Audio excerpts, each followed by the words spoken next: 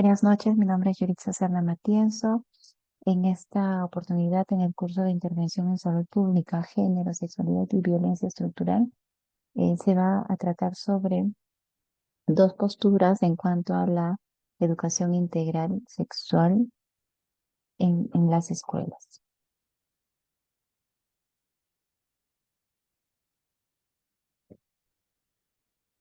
Tardes, Rose. Este, Vamos a hacer una entrevista con respecto al tema de si estás de acuerdo o en desacuerdo de la educación sexual integral en las escuelas del Perú. ¿Qué opinas al respecto, Rose? Ya, yo estoy de acuerdo, estoy a favor, porque los adolescentes es importante que sepan en los colegios eh, cómo cuidarse, ¿no? Para no tener familias disfuncionales, deben tener una etapa o saber en qué momento y cuándo tener hijos. Entonces es importante hacer saber a ellos a cómo cuidarse, ¿no? Entonces, inclusive desde primaria deberíamos incluir, ¿no? Sobre ese tema, ¿no? Para que puedan conocer ellos. Así también evitamos que tengamos más familias disfuncionales, o también aprendemos a convivir y tenemos una familia ya formada, ¿no? No así una familia que sea, digamos, como sea, sino una familia que esté eh, formada con objetivos y metas. Ujú. Gracias. Muchas gracias, Rose.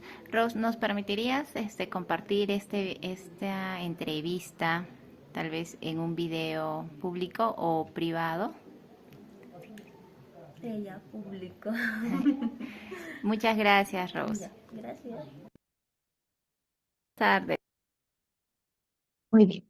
Después de escuchar la entrevista que nos habla a favor de la educación sexual y que algo muy importante que resaltamos dentro de esta entrevista es el hecho de que nos da la mirada de que la educación sexual debe implementarse en el nivel primaria también, no solo en el nivel secundario. Y de acuerdo a los factores del éxito, esta lectura eh, que está establecida por la Organización de las Naciones Unidas, nos habla sobre ciertos lugares en el que se establecieron políticas de educación sexual y que tuvieron muy buen resultado, tanto en China, en Nigeria, eh, en Vietnam.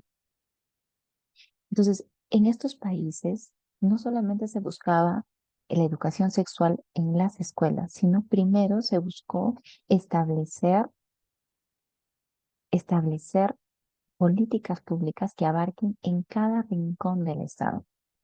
Esto genera que se trabaje de manera conjunta y ordenada y organizada a nivel nacional dentro de un país.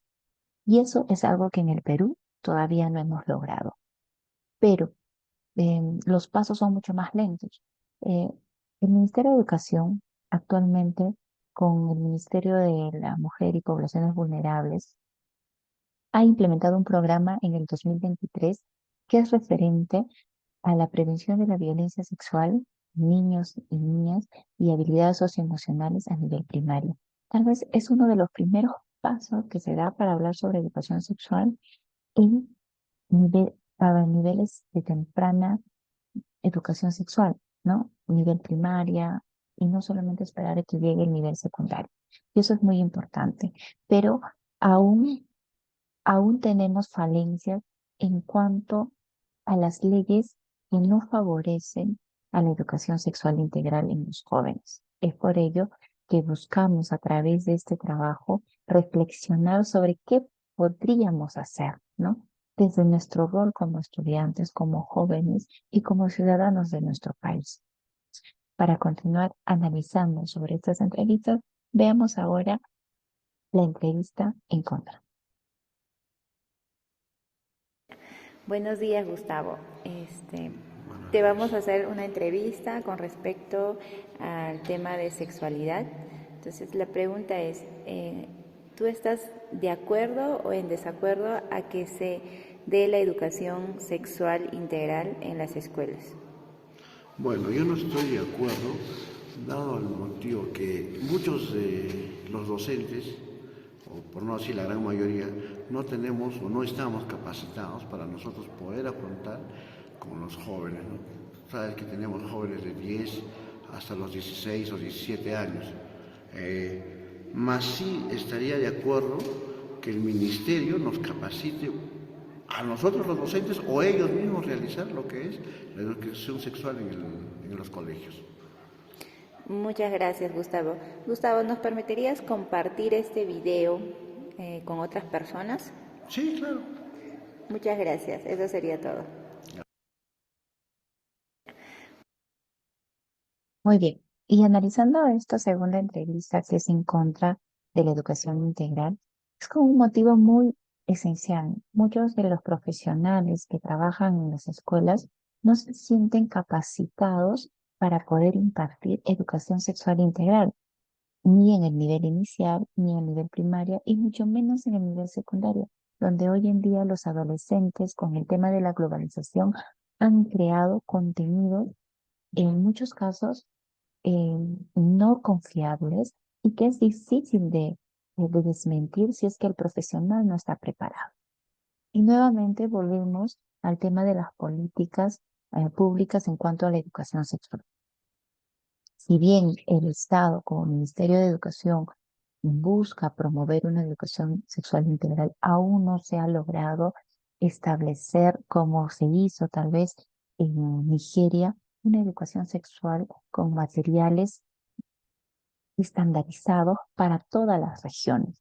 Y el hecho de ser un país multicultural, requerimos también contextualizar cada uno de estos temas, dado que la idiosincrasia de cada comunidad, de cada población es diferente, ¿no? Entonces, también algo que me llamó mucho la atención en la lectura es referente a uno de los factores de éxito que fue en Nigeria, el hecho de promover la participación de los jóvenes en cuanto a qué temas o qué querían tratar en educación sexual dentro de sus aulas. Entonces, esto es una invitación también para que podamos escuchar a los jóvenes qué es lo que quieren aprender en educación sexual. Y por ese lado, hacer mucho más efectivos los programas. Y lo otro es que dentro de nuestro Perú existen también muchos grupos religiosos que impiden en muchas ocasiones políticas que puedan generarse desde el Congreso, desde el Estado. Entonces, por este lado vendría el enfoque moralista, el enfoque restrictivo en cuanto a la sexualidad. Por ello, necesitamos estar completamente comprometidos y sobre todo en el sentido de informarnos de fuentes confiables sobre cómo desarrollar una educación sexual integral. Otro punto muy interesante que encontré referente a estos factores de éxito fue que en Vietnam se trabajó conjuntamente la comunidad con la escuela. O sea, que la promoción de la educación sexual no solo sea en las escuelas, sino también en las comunidades, ya que hoy en día existen representantes locales, ¿no? Tanto en comunidades, eh, en centros poblados, en cualquier lugar de nuestro Perú, profe.